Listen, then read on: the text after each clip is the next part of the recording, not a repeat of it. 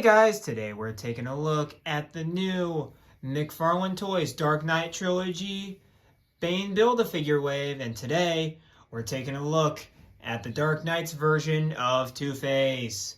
Let's get a better look at that packaging, shall we? And so here's the packaging all close up. We of course have the figure and contents in the packaging, of course. Then on the bottom, we have DC Multiverse logo right there, Two-Face. Very smudgy packaging on all of these. We have 3 of 4 for the Build-A-Figure Bane. Very excited to get that Bane built. Two-Face right there. Of course, DC Multiverse right there. DC Universe Infinite Application right there. On the back, we have a beautiful portrait of Bane from The Dark Knight Rises. And then it, of course, says it comes with the body for Bane. So, kind of an essential figure to pick up if you want to collect the Bane figure. And then, of course, collect them all. And we've taken a look at everybody else besides Joker. Joker, of course, will be in the next video, so stay tuned for that. We, of course, have the DC Universe Infinite ad down there. If you want to read comics at an inexpensive price and you don't really care about physical copies, this is the app to do it. And, of course, the QR code right there. McFarlane Toys social medias. Follow them on Facebook, Twitter, and Instagram. And then, of course, Two-Face from the Dark Knight Trilogy. You got that little sticker that's been on all of these. And then, of course, the McFarlane Toys logo right there. And then this awesome Dark Knight Trilogy logo right there. It looks awesome. Then on the top, we've got the same logo with nothing else for the window. And on the bottom, we, of course, have the Dark Knight legalese right there. And then, of course, we have the barcode for y'all that need that. But all right, guys, let's get this dude out of the packaging. Alright guys, here we have Two-Face out of the packaging, and before we take a look at the figure itself, we're of course going to take a look at the other contents, which of course is, you know what it is, you know, you've always known, it's the base, the hockey puck, and it looks a bit different here. I think they might have misprinted mine. That's cool. I like misprints, I think they're funny. So, yeah, this is cool, because I'm pretty sure it's supposed to be like right here. So yeah, they totally misprinted it. That's great. I love that. Makes it unique. But then, of course, we have the 3 circles on the back. But, and that's funny. And then, of course, we have the card with Aaron Eckhart on there with the I Believe in Harvey Dent button right there, which it looks like this is I'm pretty sure this is a poster or some kind of promo material. But, of course, we have Two-Face from the Dark Knight Trilogy. And then, that's basically it right there. But this is comic Harvey, though. This isn't the one from the movie. This is strange. I don't like that.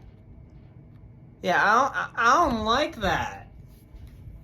Because in the movie, if you've seen the movie, you'd know the Two-Face, his story in the movie is that, like, Rachel Dawes' death caused him to go insane.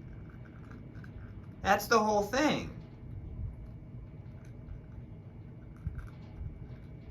Love blinded him to the point where he just went insane. And so, the fact they were like, oh yeah, let's just put Comic Harvey's bio on, let's put Comic Harvey's bio on the card for the movie. It's like, no, that doesn't work, because that's not how it transpired in the movie. I get it, you want people to see the movie, but like, come on. And anyway, of course, you have the body for Bane, which we'll be taking a look at in his own review. But to start talking about the figure, overall, the figure's pretty good. I'll stop the turntable for you. And he's very textured. He's got, for the jacket, he's got this very, this suit's textured through and through. And then also for the burnt side, you got a lot of that burning kind of sensation. And then also, the burnt side looks perfect. Looks exactly how it was in the movie. The other side, not so much. I'm pretty sure they didn't have the license to use Aaron Eckhart's face, because, like, I know they've done better face sculpts than this, but that other side, though, identical to the movie. Even because I always remembered this little strand of his face right there. So the fact they even put that in there is great. But yeah, just look at that. That's why Two-Face is so cool. But yeah, overall it's a suited body. Very well sculpted suited body with all these textures that make the suit look great. And then, of course, yeah, for one hand you have the trigger finger hand, which doesn't come with a gun because, you know, DC.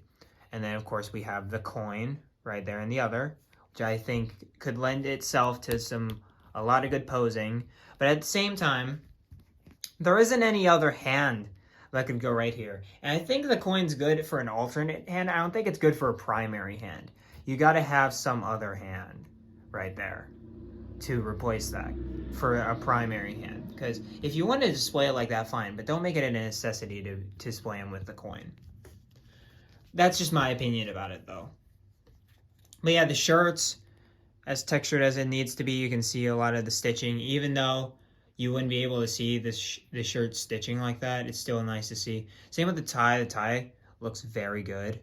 And then if you lift the tie, you see the split in the seam of the shirt, which, that's funny.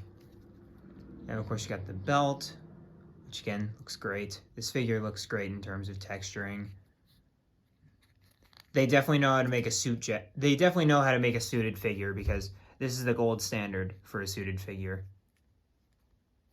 But yeah, overall, all things considered, I think they knocked it out of the park in terms of accuracy. Outside of the face, the face is kind of like,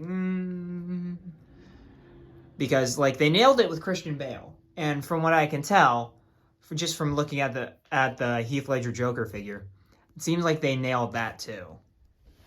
But again, we'll leave that for his own review. But this one is kind of like, I don't know. It looks like they couldn't use Aaron Eckhart's face. It's like he didn't consent to it, so they were like, oh, we got to make up our own Aaron Eckhart Two-Face face. I love also the fact that you can really, if you put your hand on his head, you can really feel the separation of the hair versus the scalp.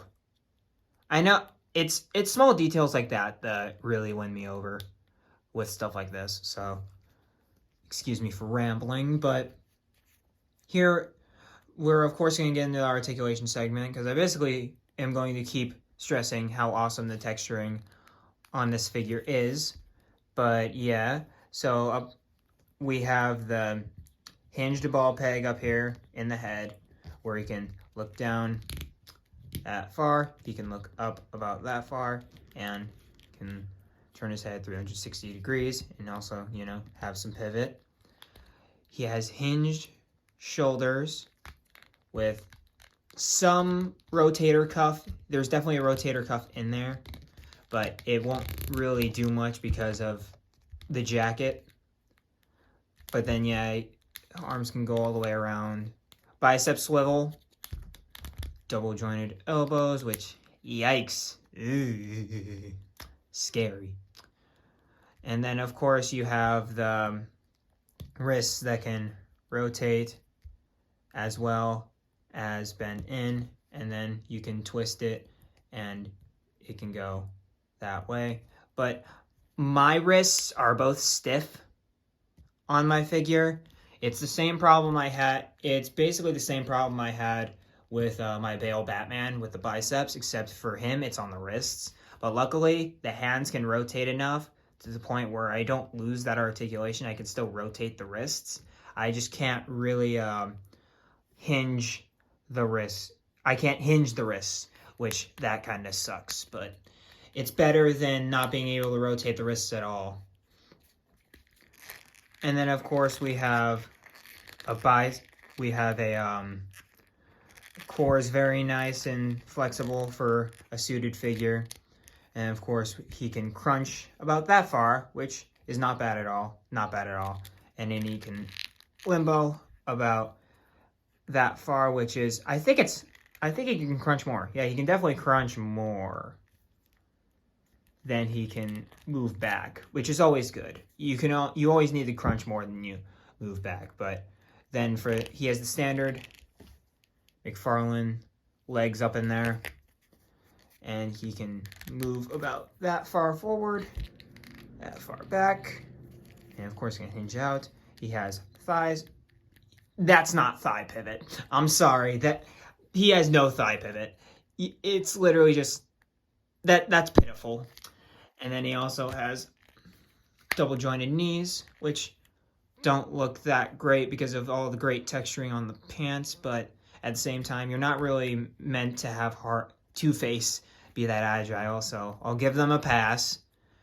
And then, of course, you have the ankle joint, which normally you could grab and rotate the foot, and you still kind of can, but because of how the pants are sculpted, it's really not meant for that. It's only meant for ankle pivot. And I forgot to mention this on my, at least my Batman. I don't remember if the Scarecrow had it, but the ankles are ratcheted now. It's also on the Bane figure because I've been messing with that because of I like fidgeting with things, but yeah, it seems like all of the figures in this wave have hinged ankles, which is something I've never seen before in terms of the ankle pivot. So just very interesting that they decided on this wave to do that. And of course, toe articulation right there. And here is Harvey now given a gun courtesy of the McFarlane accessories pack. We're of course going to take a look at him next to a comic book Batman, because this is the only Two-Face released in the DC Multiverse line. It's very much a shame, but it is what it is. And so it looks okay. It doesn't look the greatest, but I wouldn't exactly take it out of the question just looking at them. Because of course, at least with the Three Jokers Batman, he has that texturing in the black parts to make it enough so he can fit in with characters like this. But with characters like Scarecrow and Batman from this wave that have just ultra texturing out the wazoo, this character would really fall flat there. But with him, I think it's fine because he's a suited figure and he's a very plain figure without all that texturing. But if you put him next to Batman and Scarecrow, he really kind of doesn't fit in there. Here he is with some of my comic rogues here, quote-unquote comic rogues, because of course we have the Arkham City, Ra's al Ghul, and Riddler, but then we have the Killing Joke Joker right there. And then if you just add Mr. Freeze, you get my top 5 favorite Batman rogues. So I mean, it's a win for that reason, because I absolutely love all of those characters. But like I said, he deserves his place with the other Dark Knight wave.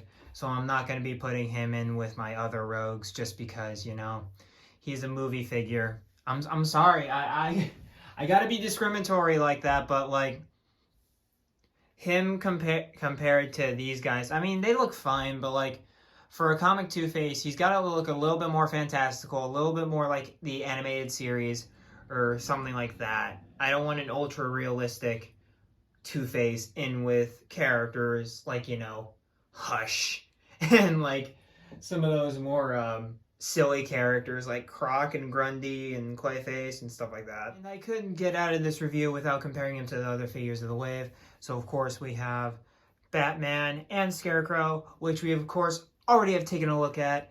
And overall, I'm really liking this whole wave, even though, you know, Two-Face kind of falls flat with the head sculpt problem. But outside of that, these guys are really good despite their flaws, despite Batman's biceps not being able to swivel and Two-Face's wrists. Those kind of hurt. But outside of that, they're pretty good, but I won't say that my final ranking won't be biased a little bit by my copies of the figures I have, unfortunately. Yeah, guys, that'll do it for this review. And overall, as of right now, this Two-Face is the weakest figure of the wave. I'm sorry. it's the head sculpt for me. I mean, when you do head sculpts perfectly, like Batman, where every single profile you can tell that's Christian Bale's Batman, the bar's set pretty high. And of course, I guess Scarecrow has an excuse because, you know, he's wearing a sack over his face. But again, it's like you can't. It's like they didn't have the license to use Aaron Eckhart's face. And also the whole thing where it's like my wrist ball hinges don't work, which again, massive bummer for me. Like, massive bummer for me. But again, that shouldn't reflect on my opinions of the figure, but it's the only one I have. So there's that. But I mean, you gotta get him, and he's an essential buy because, you know, Batman Rogue. As of right now, the only Two-Face in the line as of the recording of this video. But besides that, I wouldn't seek this figure out. Of course, the texturing's great and all that, but there's more cons to this figure than pros, and it's very disappointing because I love Two-Face as a character in The Dark Knight. It's actually the Two-Face plotline in The Dark Knight is actually one of my favorites in the whole movie, and it's a shame that we didn't get more time to spend with Two-Face. But like I said, it's just more of a problem with my figure. And I bet if I had a figure that had working wrist hinges and stuff like that, I'd be less harsh on this figure. But since I do, like, yeah, it is still an essential buy because of course only Two-Face in the line. But personally, if you're so focused on getting a good Two-Face, wait until they do the comic one. Like, that's what I'm saying right now. Wait until they do the comic one. But yeah, guys, to end things on a negative note, this is the review on the McFarlane Toys DC Multiverse Dark Knight Trilogy Wave Two-Face. And as always, like, comment, subscribe. Tell me what you think about the figure in the comments below. And as always, I'll see you guys in the next video. Of course, keep collecting and be kind to one another. And yeah, I'll leave you guys with that. Peace.